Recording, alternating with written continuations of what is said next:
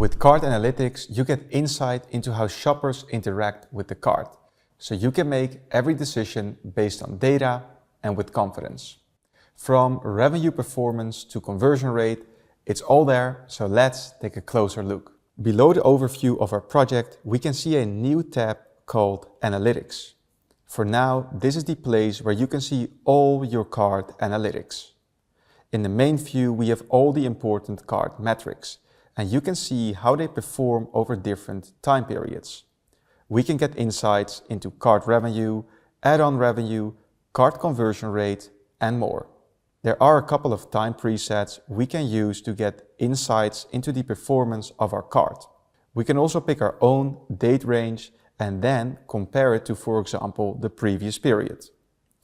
Below the main view, we can find 3 core metrics: average order value, add-on revenue, which are the additional sales from any product that has been added within the cart, and we can see the total amount of orders. Last but not least, you can track the entire funnel, from cart drawer opens to the checkout reached and to the final step, checkout completed, and see how customers move through each step. This enables you to spot where shoppers drop off, which will help you decide how to adjust your cart to boost conversions. With cart analytics, you get the data you need to make decisions, track the performance of your cart, and iterate and improve your conversion rate.